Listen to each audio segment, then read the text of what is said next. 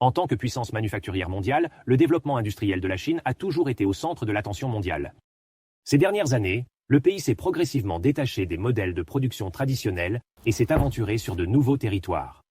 Aujourd'hui, nous nous rendons dans une usine de production automobile pour voir comment les dernières innovations façonnent le paysage manufacturier.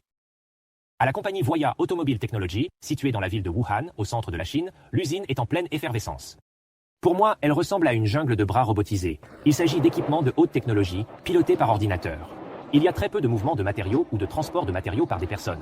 Tout de fait plupart du temps par l'automatisation, ce qui constitue une tâche tout à fait différente pour les opérateurs.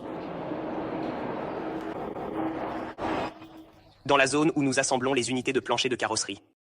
Vous pouvez voir sur notre droite les panneaux utilisés pour cela. Ils sont acheminés par des chariots AGV. Les robots identifient ensuite ces pièces et les saisissent pour les envoyer vers la zone mécanique pour un assemblage automatisé.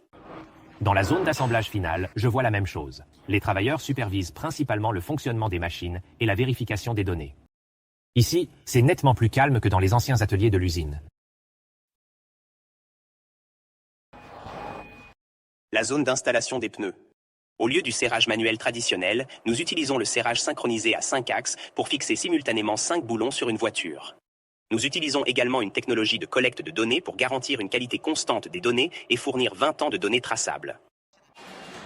Lu Fang, PDG de Voya, affirme que la fabrication intelligente est synonyme d'une plus grande efficacité, c'est certain, mais il voit encore plus grand. Dans le passé, si la Chine était un géant de la fabrication, elle n'était pas nécessairement une puissance manufacturière. Nous n'étions pas en mesure de contrôler efficacement la qualité ou les délais de production, et nous n'étions pas très efficaces. Aujourd'hui, la production flexible est la norme. Grâce à la 5G, qui permet de tout connecter et de collecter des données importantes, la fabrication s'est considérablement améliorée. C'est un exemple concret de la façon dont la technologie stimule l'industrie. Lu Fang estime également que les usines ont pu réduire leur consommation d'énergie et leurs déchets matériels en utilisant la 5G et la fabrication intelligente. Cela les aide à se rapprocher des objectifs de réduction des émissions de carbone.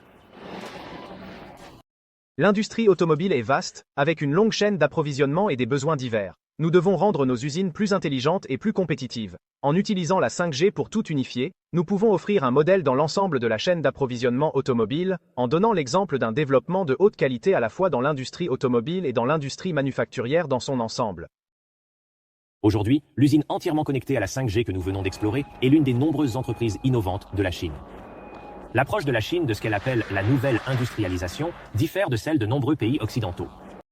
Il s'agit davantage d'adopter la transformation numérique et l'Internet industriel, essentiellement pour apporter un plus grand effet de levier à diverses industries. Il s'agit davantage d'adopter la transformation numérique et l'Internet industriel, essentiellement pour apporter un plus grand effet de levier à diverses industries.